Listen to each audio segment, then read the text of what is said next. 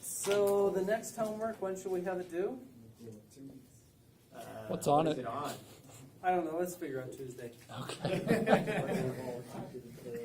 Okay, so we've been talking about two beam interference with the electromagnetic model. And we were looking at the case where we have two collinearly propagating beams. And what we found was that we can express the complex pointing vector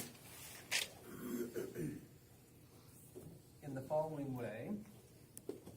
So we have that it's 1 over 2 times the impedance of whatever medium we're propagating in, times u1 hat, and then we have e1 magnitude squared plus e2 magnitude squared plus e1 complex conjugate. Well, let's do e1 dot e2 complex conjugate plus e1 complex conjugate dot e2, and that's our complex pointing vector. And so if we have a surface, a plane, that has a surface normal that's the same as the direction of propagation, so in other words, we're calculating the irradiance on that plane, then we find that the irradiance is just I1 plus I2 plus 2 times the square root of I1, I2 cosine of the phase difference if the polarization of P1 is the same as the polarization of P2. But if it's orthogonal, then we just have the sum of irradiances. P1 is orthogonal to P hat 2, P2 hat. So orthogonal polarizations don't interfere. If we have the same polarization, then the interference term always looks like this. Okay, and then if we have, different polarizations, but they're not orthogonal, then we just have to work out this term in the interference term and see what we get. Okay, so then we said that if we have, so this is for the electromagnetic model. Then we said if we have the monochromatic model, scalar model. Yeah. All monochromatic, right? Yeah. For now. Sometimes when I'm up here, I'm thinking and not really thinking about what I'm saying, and some strange things come out. See, it happened again. Because I'm just not really thinking about it. Okay. So, yeah. So if we have the scalar model, and and by the way, to get here, we had to write down the fields, and so whenever we're calculating interference, our steps are always, number one, write down fields, and then, because we've already done all this, we can just jump directly to calculating the interference pattern, where in general we have I1 plus I2 plus the interference term J12, and the interference term J12 is 1 over 2 times eta times that piece. Okay, so with the scalar model, it's the same deal. We have to first write down the fields. And so the fields, let's say, are the complex representation. We can write down as U1 e to the j omega t, where we suppress the spatial dependence there, and U2, the complex representation, we can write it as U2 e to the j omega t. And then the irradiance, the irradiance is just the magnitude squared of U1 plus U2, these complex amplitudes. And when we work it out, what we find is U1 magnitude squared plus U2 magnitude squared plus U1 U2, actually 2 times U1 U2 cosine of the phase difference, which is just I1 plus I2 plus 2 times the square root, I1, I2, cosine of the phase difference. So exactly the same expression in either case. So what are the caveats with the scalar model? Under what conditions can we use it? If you don't have polarization. Well, do you ever Polarization not? is same. Yeah, polarization is the same. You always have polarization. Okay, polarization is the same, and what was the other one? Collinear, but we could actually relax that and say paraxial. So this we can use if we have the same polarization and the beams are paraxial. Because you notice here, wow, yeah. So if we have collinearly propagating plane waves, fine, we can use it. Turns out, these waves don't have to be plane waves, they could be paraboloidal waves. And as long as they're paraxial, then we get the same result. Okay, so any questions about that stuff? So we always will end up having a choice of using the electromagnetic model or the scalar model. So really, whenever we approach an interference problem, the 0th order choice we make is which model? So that's always your first choice. Which model to use? And then whichever model you use, the first thing is always writing down the fields and then writing down the irradiances. Okay, so what we want to do now is clarify how do we get these two beams in the first place so that you can have interference. Let's say that I had a monochromatic point source here and another monochromatic point source there. So this is point source 1, point source 2, and a point source gives off what kind of a wave? Spherical wave. So this thing's emitting some spherical wave, this thing's emitting some spherical wave. Obviously they're going to overlap. The question is, will they interfere? Yes? Oh, yeah, all the. Yes. Correct answer is no. They will not interfere. Weren't like both the components that are like in the same plane interfere with each other? Oh, that's because, okay, so if it's isotropic radiator, the polarizations are. Well, let's say the same polarizations.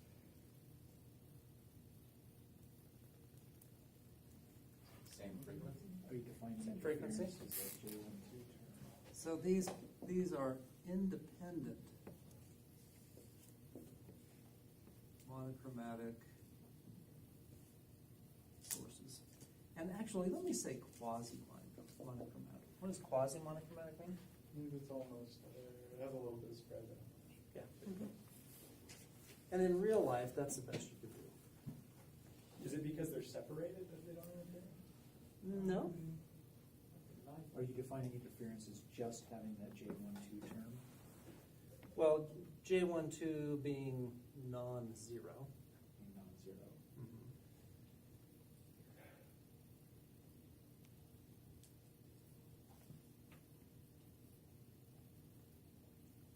So, it turns out they do not interfere because they are independent. What does that mean? Is that statistically independent? Uh-huh. Okay. So basically, this is emitting at some frequency, omega 1. This is also emitting the same frequency, omega 1. phases are not in sync. Meaning that if it's quasi-monochromatic, this phase, kind of randomly jumps around on occasion. And on occasion it depends on how quasi-monochromatic is, but maybe every picosecond or something. The phase just kind of jumps.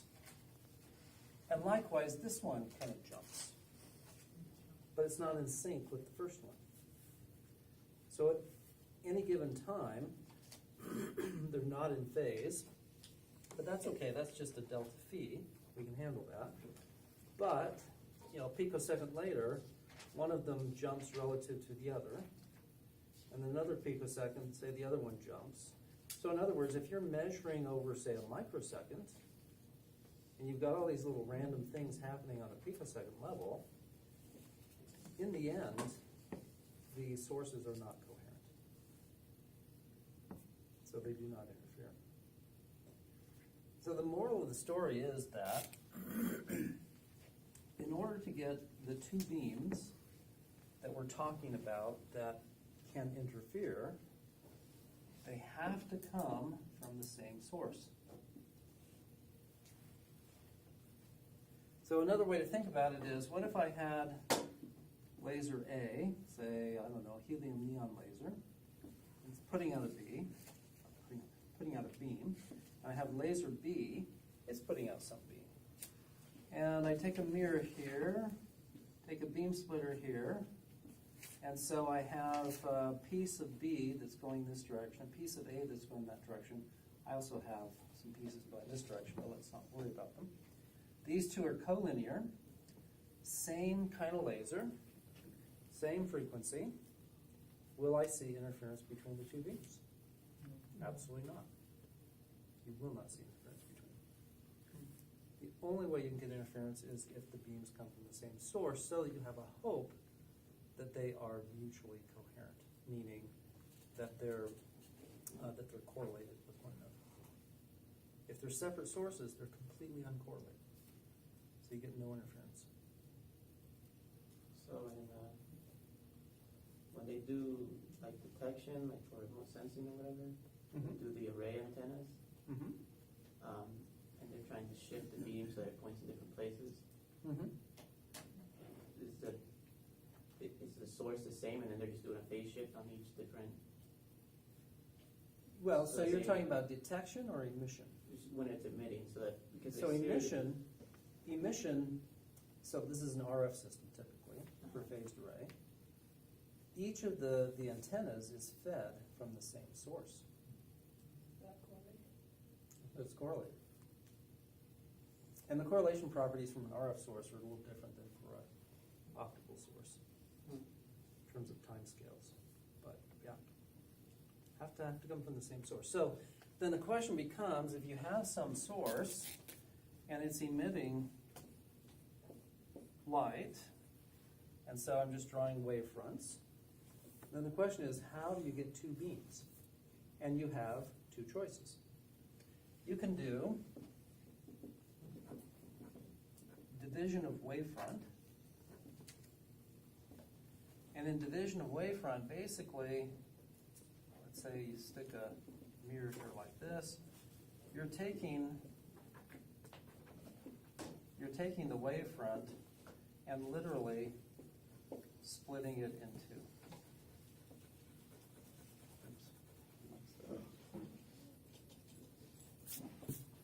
Something like that. But at any rate, so you're taking the wavefront, splitting in two. So you're spatially segregating the wavefront. The other option you have is division of amplitude. And with division of amplitude, take your wavefronts and send it through just a regular beam splitter cube, say. And so each wavefront, the amplitude is getting split between two different directions. So they're identical wavefronts here, just less amplitude. Yeah. If you have two sources, but they have same characteristic, like, let's say they radiated at the same frequency, if they're still uncorrelated. Yeah, they're still, in general, they're uncorrelated, if they're independent sources. So if you want sources to, like, if these two lasers, if you want them to be coherent, you want them to be correlated, you cannot operate them as independent lasers. You So need they are to- same. Yeah, you have, to make them the same, meaning to have them be correlated, you need some sort of a seed laser and split the light from the seed laser and then use these as amplifiers. Then the beams will be coherent. You can't just take two lasers. And that's just because that phase, like you said, is kind of random. Yep. And it's just not possible to match another kind of random phase to another random phase. Correct. Okay. Yeah, they're uncorrelated. That's solid. Okay. But that wouldn't cause random interference? Aha, okay. So then it gets back to, well, this interference thing, are we talking about time averaged interference? Or are we talking about instantaneous? If we talk about instantaneous, then yeah, you'd be right. Instantaneously, we have interference. It's just changing really fast. So when you time average it, it washes out and we have no interference. Okay. So that's really what's going on. And when we say really fast, we're talking like picoseconds and stuff? Then it gets back to the coherence times of the source. So whatever the coherence time of the source is, that's how fast. So then is the instantaneous interference what you would say is like the interference that you would see in an RF system? So like if you're trying to detect, I don't know, some source and then there's another like satellite or something that's interfering with the source that you're trying to detect. Then that interference is instantaneous interference, or is that Yeah. a different thing completely? Well, I mean, if it's two different sources, then at the same frequency, then in principle, you'll have instantaneous interference, but almost always what you care about is the time average interference. Okay. And particularly in the optics world, you have to, the instantaneous interference lasts so short that any practical detector you're going to use in the optical domain will always do a time average. Okay. But like in the RF. In the RF it's domain, that different. may be a different beast. Okay. All right. What if do our eyes do time average? Oh, yeah. Yeah, if I had a flashlight and my thumb was really fast, so I could turn it on and off really fast, and I was turning it off at, say, I don't know, a kilohertz rate, would you see it? Just be solid, dim.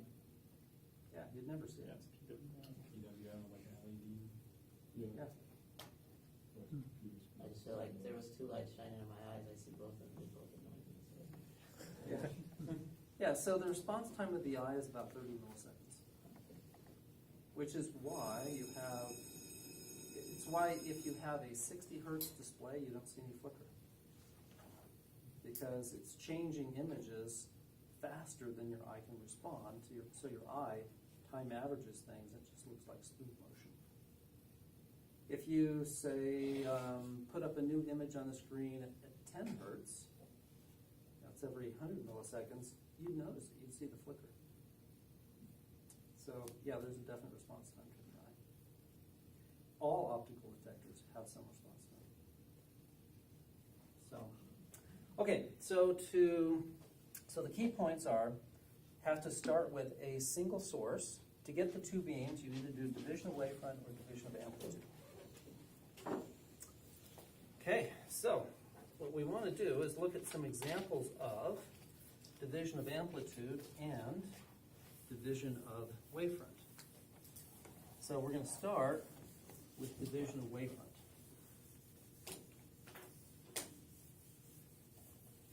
And we'll see how coherence works itself in after we do the fully coherent case. Okay, so we're going to consider Young's double slit experiment.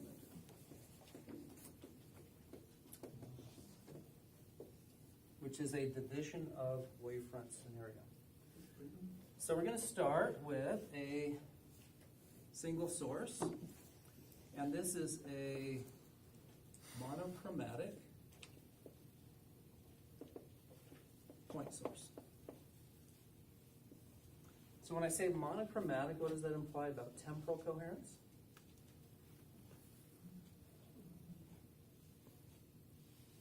Very, very coherent. Yeah, spectral width is Spectral width. 0, so temporal coherence is infinite. Point source, what does that imply about spatial coherence?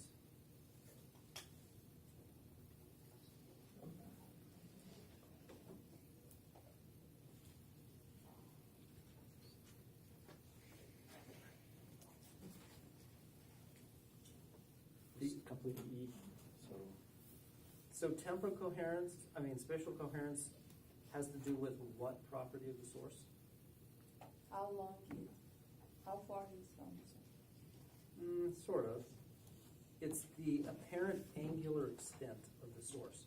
From the observation point, how big does it look in angle? Angle subtended. Angle subtended. So point source, how much angle does it subtend? 0. So how spatially coherent is the light? Perfectly spatially coherent. So as soon as I say monochromatic point source, you should immediately translate in your mind, oh, perfect temporal coherence, perfect spatial coherence, therefore it's completely coherent in all respects. Okay, so let's now draw a z-axis. And let's put an observation plane over here, and let's call that the x-axis, and out of the plane will be our y-axis. And let's say that we have an opaque screen over here, and that opaque screen has 2 slits in it. So we've got slit 1 over here, slit 2 over here. So the light from this point source is going to propagate over to the opaque screen. Where there's slits, light will make it through, and where there isn't, no light will make it through. Because these slits are small, it turns out they're going to start spreading out the light from each slit. So by the time we get over here, anywhere we go in our observation plane, light will be coming from each slit, hitting that point on the observation plane. So let's put some dimensions here. Let's say that this separation is A, and let's say that this separation between slits is D, and let's say over here that we're going to make observations at point X.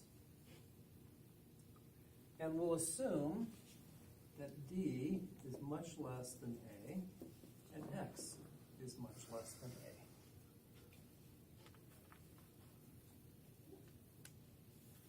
A. Okay. Now, let's draw a few more things in, and then I'll start asking questions. So light that goes to X through slit 1 must follow this path. It must go here in a straight line to slit 1. And let's say that distance is S0. And then it must go as a straight line to X. And let's say that distance is S1. So only light that follows that path will make it to X. Yeah. Are we assuming these slits are much larger than the wavelength of the light?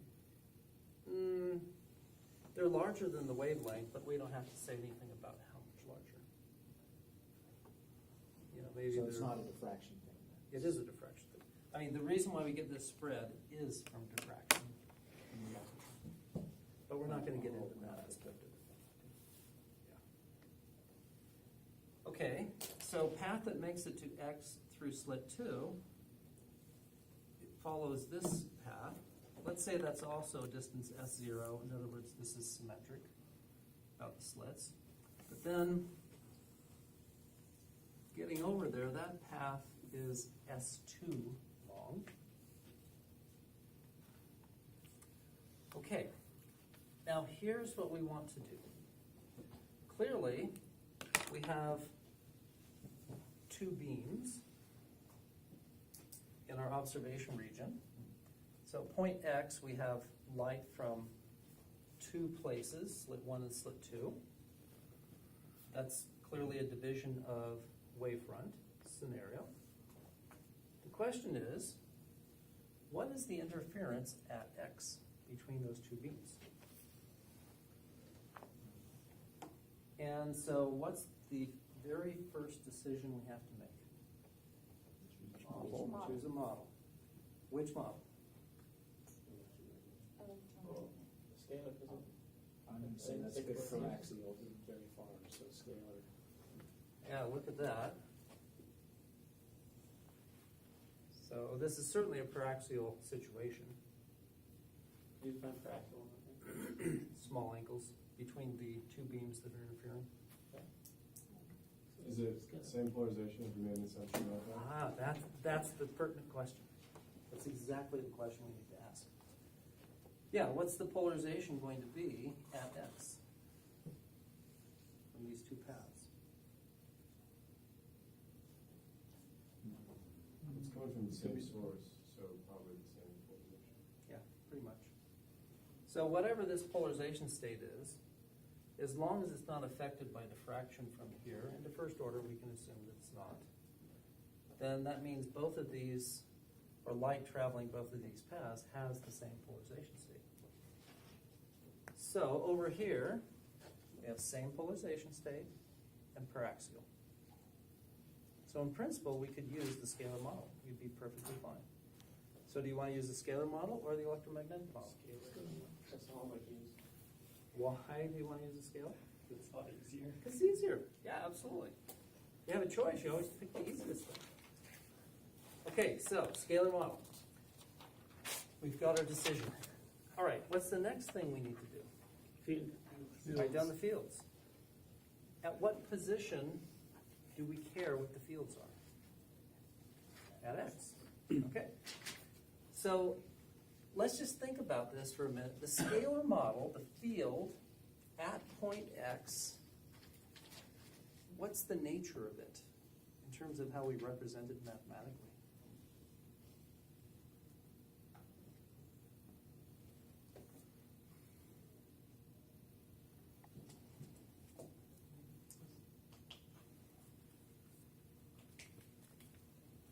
So I can write it down as something. That something is going to be just a complex number. Right? It's going to have an amplitude. It's going to have a phase. It's just some complex number. So we could say for amplitude, I don't know, maybe A1. And for phase, maybe B1? Seem reasonable? Is there J there? Oh, yeah, thank you. Perfect. Yes. How hard was it to write down that field? It's very hard. Really hard. Yeah. Okay, so let's write down the field for the beam that goes through the second slit. So A2, e to the j, B2. Okay, fine. Do we know what the amplitudes A1 and A2 are? Should be identical. I assume they're equal. Oh, no. Are we measuring at X? At X. Yeah, this is So, at X. so that depends on the distance. Yeah, it depends on distance. But the short answer is, no, we don't know what they are. Can we say that they're the same? Yeah, can we? Not quite. So they're maybe just a little bit different, but for all practical purposes, meaning paraxial, Yeah, they're the same. Okay, so the phases, that's where the action is. And so the phase, phi1, what is it?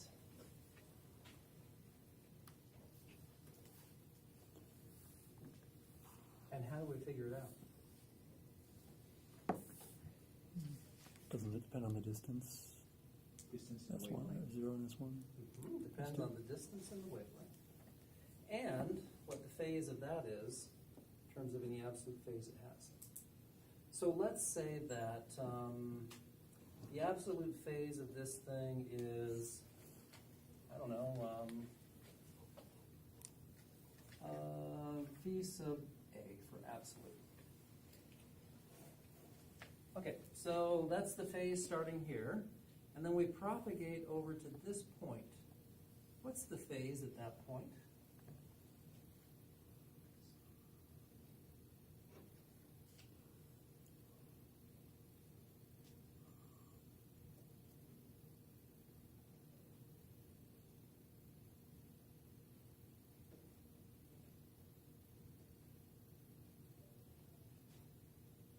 There's 2 pi and a lambda in there. Yeah. So what if, okay, there's a 2 pi and a lambda, yeah. So wouldn't it be just K S naught? Isn't that the phase you pick up from going from there to there? And let's think about this. K is what? 2 pi over lambda. And lambda is the wavelength in this medium, whatever's the medium. And let's write lambda as the wavelength in free space divided by the refractive index of whatever fills the space, which means the refractive index is here. Because lambda naught over n, we can just bring the n up. Okay, so that's K, and then we have S naught. So wouldn't that be the phase at this point relative to that point? And then think about it. What does this mean? N S naught, what is that? S naught. Yeah, N times S naught. N times S naught.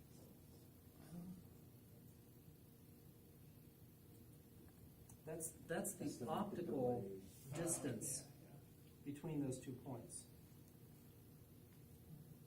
And so basically, if I rearrange this and write it this way, or I could rearrange it and write it this way, lambda naught over n, same thing, right? In fact, maybe we just look at this one right here. What is S naught over lambda naught over n?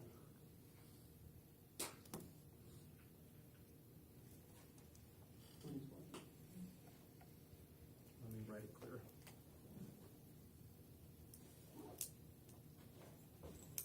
It's the wavelength in that medium. This is wavelength in the medium. So S naught divided by the wavelength in the medium is what? Like how many times it's moved that far, I guess. Yeah, it's this distance in units of wavelength. Yeah. It's how many wavelengths the light is propagated. How much You get phase? 2 pi per wavelength. Yeah, and you pick up 2 pi of phase per wavelength of propagation. So that's all this means, is what's that distance in units of wavelength, and multiply by 2 pi, and now you know how much phase you picked up. And is it positive phase or negative phase? Positive. Negative phase. Why?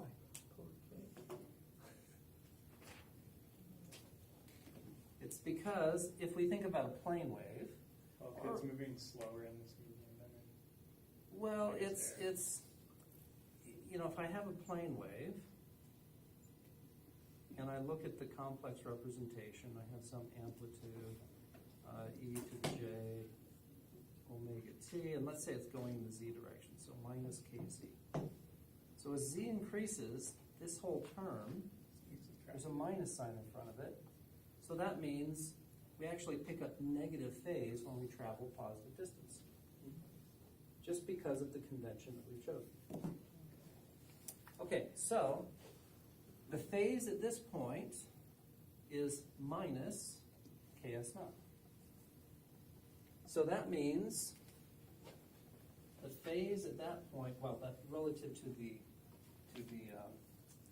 source. So we pick up minus k s naught, propagating to here, and then we propagate to here. What phase do we pick up? Yeah, minus k s1. So evidently, that's our phase for the beam that propagates through slit 1. Is that a phi, what is that first phi after phi Phi 1? A. It's Phi just A. whatever Oh, okay, the whatever it started as. phase is that this thing started with. Okay. Okay, are we happy with that? Yes. Okay. So the phase for beam 2, easy enough to write down. It's whatever the absolute phase of the source is minus ks naught, because it's the same distance going to slit 2 as slit 1, minus k s1. Isn't it? It's still. Isn't it S2? Oh, S2, thank you. Perfect. All right. Yeah, Ivan? Could you explain why the phase is negative instead of positive? Because of our convention, which I illustrated plainly. Oh, I see. Because we chose the omega t sign to be positive, and therefore propagating in a positive distance, we have to pick up negative phase. Because remember, if we attach ourselves to a wavefront, that's the same thing as saying this is a constant. Who cares what the constant is, just some constant. And so when time increases, in order to keep that constant, meaning stay attached to the wavefront, then z has to increase so that this gets bigger, that gets bigger, but we're subtracting, so the result is the same. So attached to the wavefront.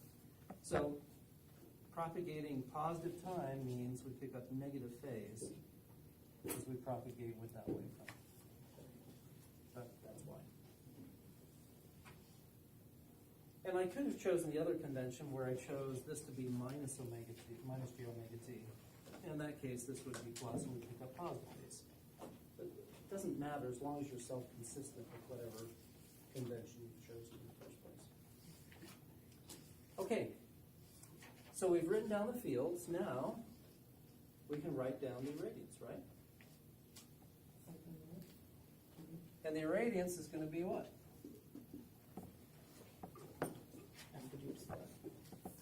Right, so it'll be I1 1 over eta. plus I2 plus 2 times the square root, I1, I2, cosine phi. And I1 is just A1 squared. Let's say, well, no, that's our amplitude, so it's real. So yeah, it's just A1 squared. And I2 is A2 squared. And delta phi, what is it? Well, phi1 minus phi2.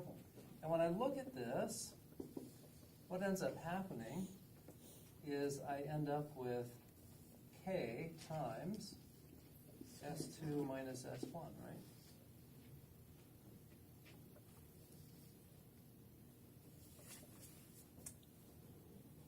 Okay? Or let's just write it this way. Let's say minus k S1 minus S2. Let's just leave it like that. Okay. So are we good? We chose a model. We recognize that the scalar fields at a given point in space are just some complex numbers. Each complex number is going to be an amplitude and a phase. We don't know what the amplitudes are, but we can give them symbols. Phase is easy to figure out. It's just how much phase have we picked up by propagating from some common point. That's it. So the phase difference, notice that the common elements go away. So the absolute phase of the source makes no difference. The common path that they've traveled makes no difference. It's only the path difference that matters. In fact, I could take this, I could write it as, let's forget that minus sign, I'll just drop it down. 2 pi over lambda naught n S1 minus S2. And this thing right here I can call delta, or in other words, the optical path difference. And so this is minus 2 pi over lambda naught delta. And generally speaking, that's how it always works out in the interference, 2 being interference. The phase difference is just 2 pi over lambda naught times an optical path difference. Okay, so are we done? Not quite. We still don't know what S1 minus S2 is. So let's calculate that. Oh, you know what? I just looked at my notes. Let's go back and get rid of the minus sign and have this be S2 minus S1. Yeah. Okay, we'll leave it at that. Okay, so now all we need to do is calculate S2 minus S1. And so we can write down S1, and it's going to be, this distance A squared plus this distance x minus d over 2 squared square root, right? So I just formed a triangle. Okay, and S2 likewise, going to be square root a squared plus x plus d over 2, quantity squared.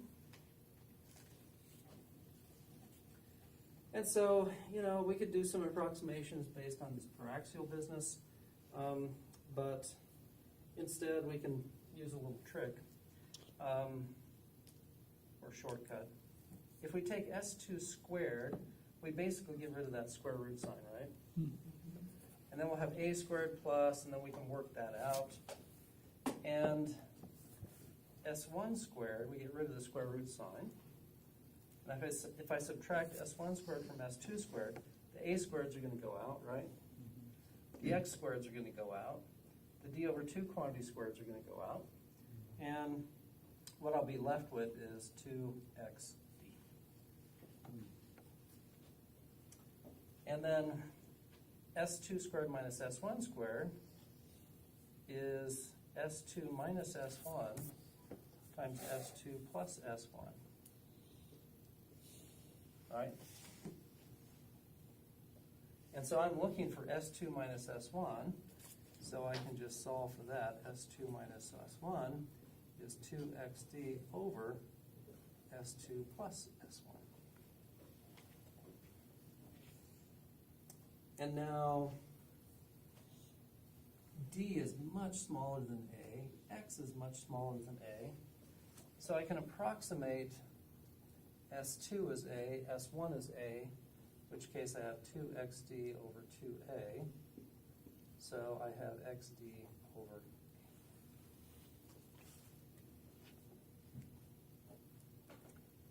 So that means my phase difference is 2 pi over lambda naught times the refractive index times xd over a. So now I've got that phase term.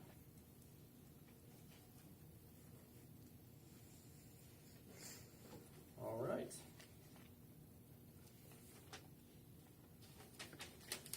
So with that phase term, now let's go back and look at these amplitudes. And because of this paraxial approximation, these distances aren't very different. So the first order, we're going to have A1 about equal to A2, which means I1's about equal to I2. So this becomes 2I1, that's 2I1. So my irradiance is 2I1, 1 plus cosine of delta phi, which we've already calculated. And that's equal to 4I1 cosine squared of delta phi over 2. So, I can draw then the irradiance as a function of x. It's just going to be that expression. And so we'll have something that looks like this.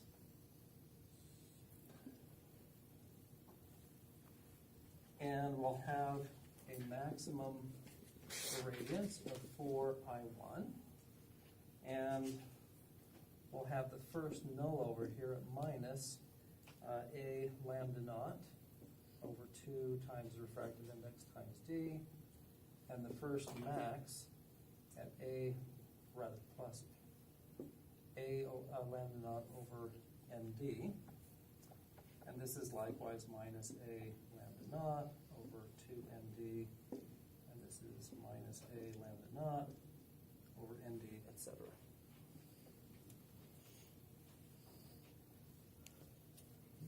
Okay.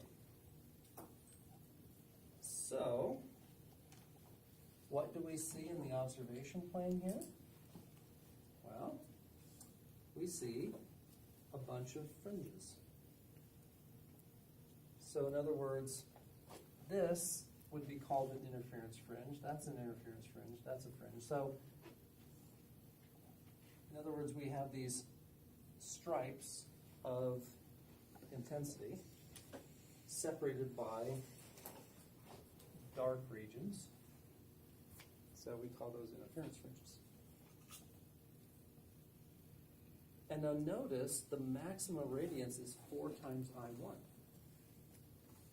But we only have 2 times I1 to start off with because we've only got 2 slits, I1 through each slit. But our maximum radiance is twice 2 times I1.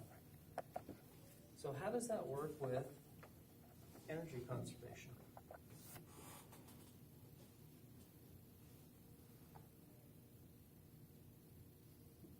Spread out spatially. Mm-hmm. So time average, it's good. Spatial So average. spatially averaged, the spatial average is 2I1.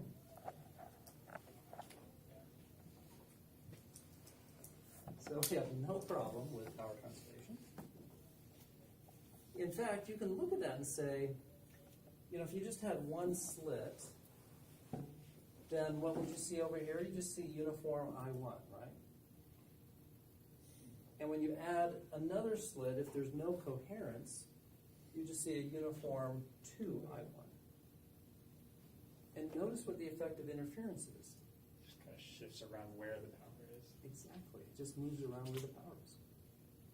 So you get concentrations of power here in the peaks, and then lack of power here in the nulls. That is always the effect of interference.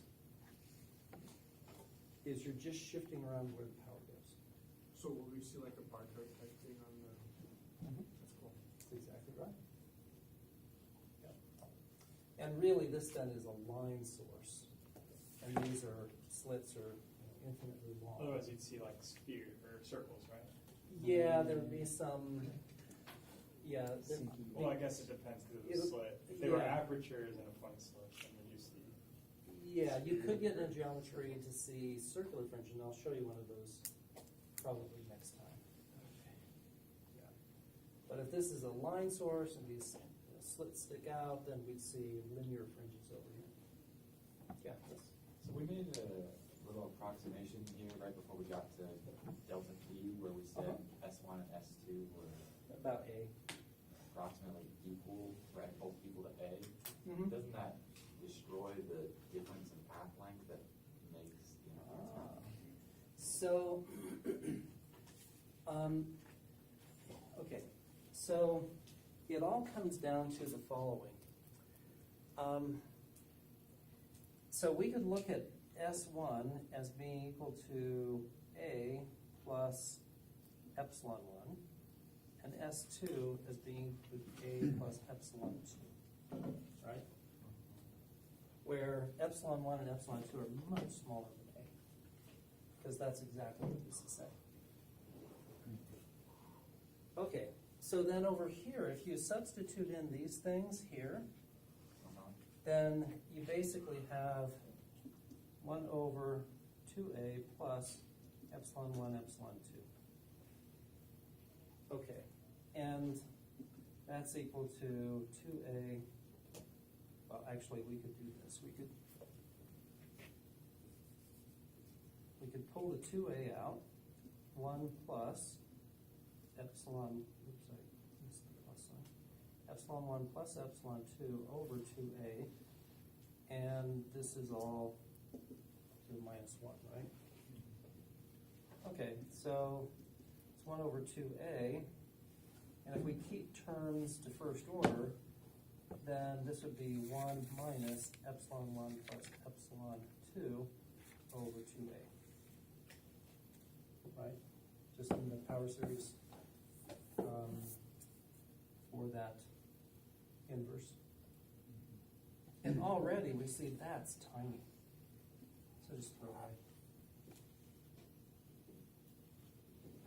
Now, as to whether we can really throw it away, it comes back to 2 pi over lambda naught. You know, lambda naught is small, so 2 pi over something small is actually pretty big.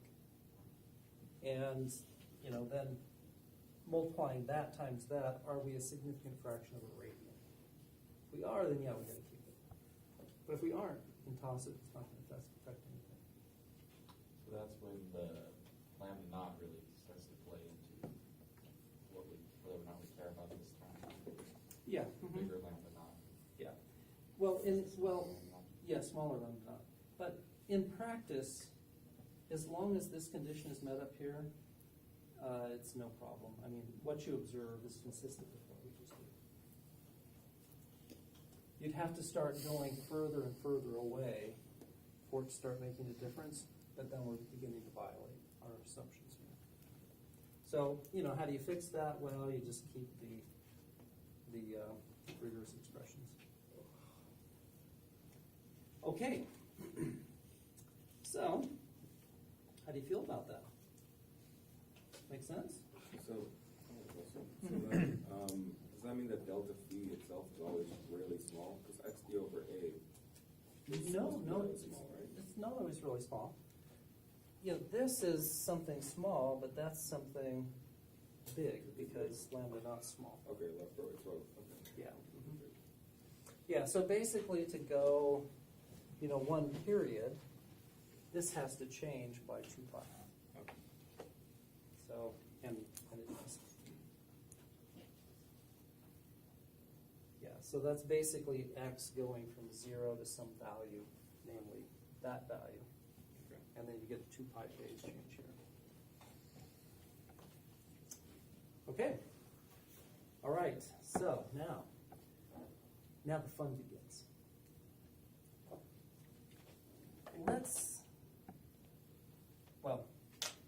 If I were to draw the irradiance plotted in that direction as a function of x, then it basically looks like this, right? Oops.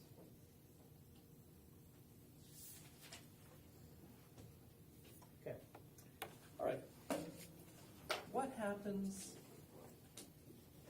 if I go back to my source over here, and let's say that I make it so it's not monochromatic. Let's figure out what happens. So if it's not monochromatic, what does that tell us about temporal coherence? It's no longer perfectly coherent. Yeah, it's no longer perfectly temporally coherent. So it has limited temporal coherence. would that affect the situation? And remember, temporal coherence is always about taking a beam, splitting it, shifting it in time. Is it still correlated? How does that understanding map onto this situation? It would make it so that it doesn't matter? Or not? Well, what would the, So that lambda knot right there would be different, so I would assume. well, let's say it's still kind of quasi-monochromatic. So the phase would be different. Yeah. Phase would be different? So quasi. So let's say that the spectrum, power spectrum, and I guess we'll draw it as a function of wavelength. Let's say it's like this. So we have some spectral width, but you know, it's small relative to the center wavelength and the dot.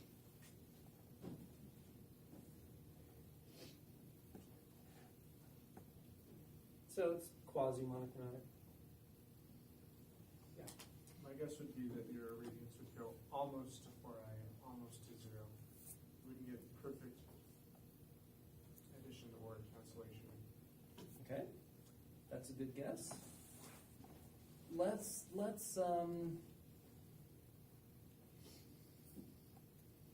take our understanding of what temporal coherence is about and try to get to that point.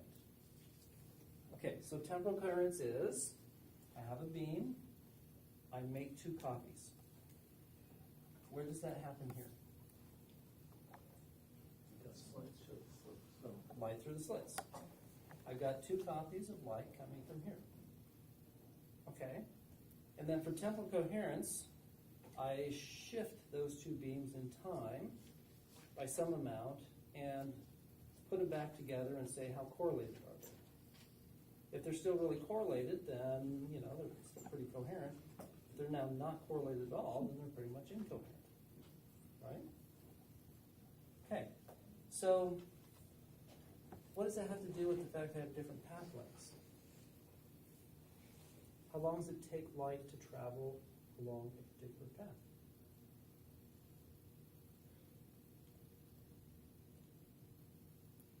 Propagation Yeah, it's just the length divided by the velocity of propagation. So if these 2 paths have different lengths, then by definition it takes a different amount of time to travel each of those paths. Isn't that the same thing as saying, I've got my 2 copies, they propagate down here, now they shift in time until they get at X. And then they come back together. And now I'm looking at the interference. Does that make sense? So if I bring X to 0, how much time shift do I get? None. So will they be coherent? Yeah, because there's no time shift. So it's 2 copies, no shift in time, bring them together, they're correlated. Okay, what if I take X and I move it way over here? So that the propagation distance or propagation times are such that I've shifted them so much that when I bring them together, they're not correlated anymore. Then they're going to be incoherent, right? So X is another name for T, or delta T. Tau is what we called it. So as we move in X, we're basically looking at different time shifts between our 2 copies of the beam. So here, how much interference will we get when we're close to 0? Full? Yeah, pretty much. So, in other words, here, actually, maybe I should draw it elsewhere. Let's do X and I. So we just said that here, we're pretty much going to get the full interference. Okay, now if I go really far away, oops, I drew it wrong. Let's redraw properly. So the full interference.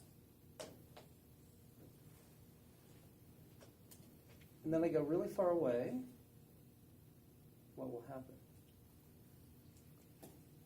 Go to zero. Won't interfere at all. An envelope then, so to speak, of the. So I go really far away, how much irradiance do I have? 2I1. 2I1, and does it change in space? Nope. So I've got that, right? So what do I have in between?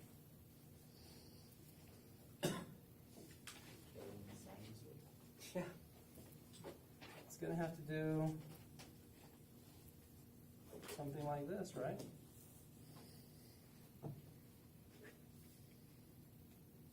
And this envelope, it turns out, is the coherence. Actually, gamma 1, 1 down.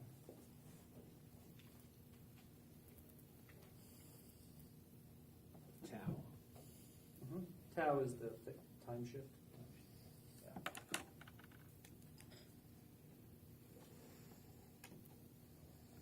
Okay. Yeah. Wouldn't very far away though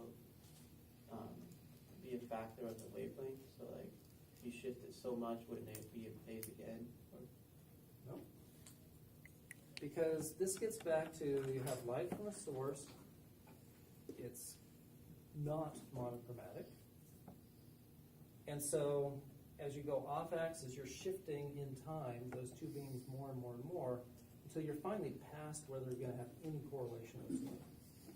Because remember, coherence is all about how correlated those two beams are. And once they become uncorrelated, keep shifting, they're never going to get back into correlation. Okay. So before we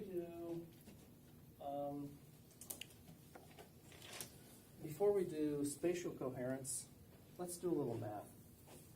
It turns out that if we have light that is not perfectly coherent incident over here, then the interference becomes this: I1 plus I2 plus 2 times the square root I1 I2 cosine of delta phi, but the interference term gets multiplied by gamma 1, 2 of tau. And that is what? What do we call it? Coherence time. Coherence. That is the coherence. Okay. So if the coherence is 1 for 1 and 2 and tau, then we get what we've been dealing with. If the coherence is 0, then we have no interference, we just get the sum of the irradiances. So in other words, we have to have coherence in order to have interference. Now it turns out that if we define V, visibility, as Imax minus Imin over Imax plus Imin, where Imax is just, what's the maximum irradiance, Imin is the minimum irradiance,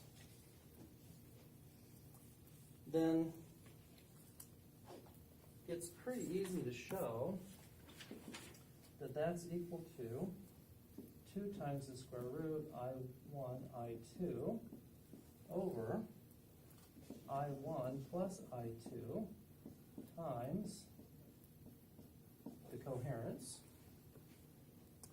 And if I1 is equal to I2, then the visibility is just the coherence.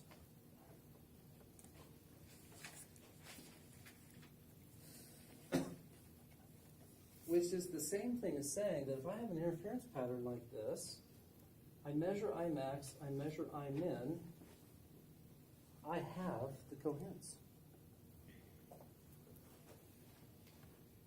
That's kind of neat. It's awesome.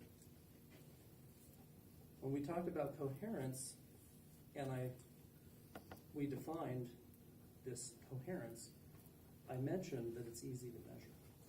This is one way to measure. I've only showed you how to measure part of it. So if we come back to this right here, the x-axis is really the tau axis.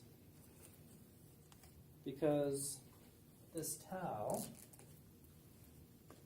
is going to be S1 minus S2 over the speed of light in the medium.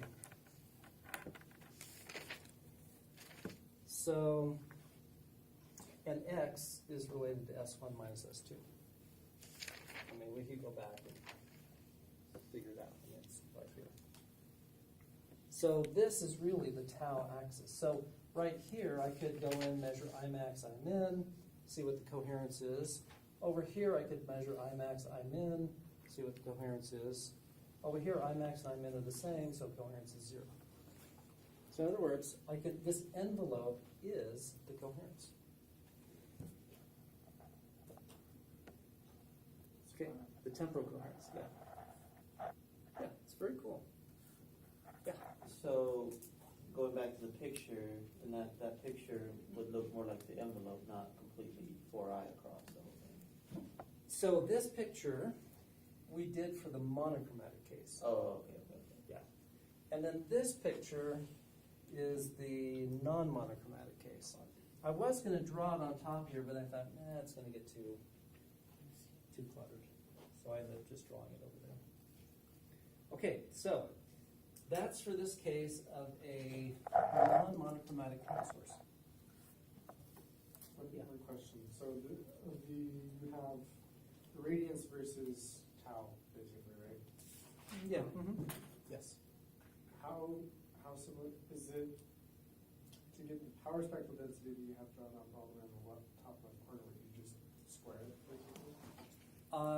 So once you have this, then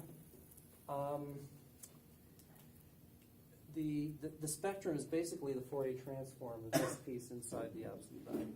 Oh, okay. So in other words, you're not getting the phase in this measurement. But you can go back and use a different instrument spectrometer and measure this. And you could actually predict that, measure that, see if they match, and they do. Or you could go over here and assume particular phase, inverse Fourier transform, get back to this, and that also works.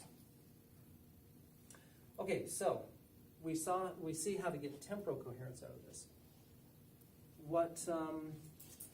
Let's think about spatial coherence. So spatial coherence is that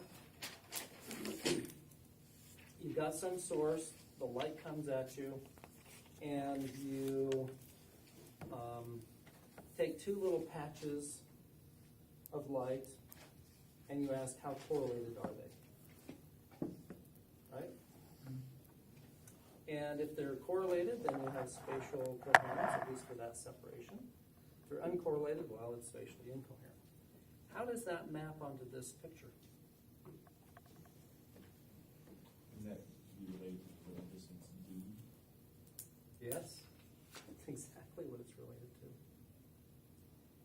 So let's say we have a monochromatic source, but we have a bunch of point sources. So we've got an extended source. Then if we take our slits and make them really close together, and we look at the interference pattern, and these slits are so close together that the light is spatially coherent between the two slits, what will we see?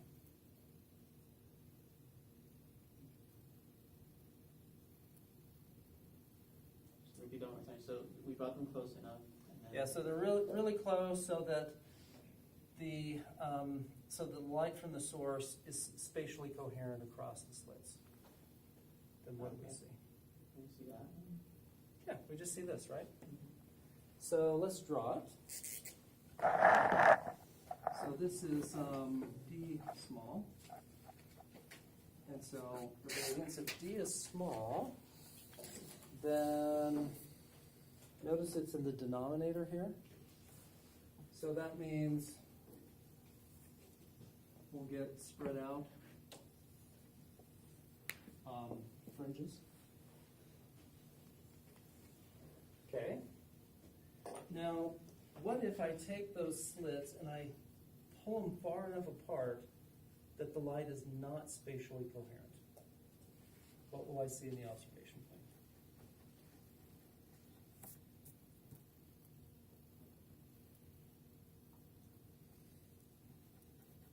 If light coming through these slits is not coherent, what happens to the interference?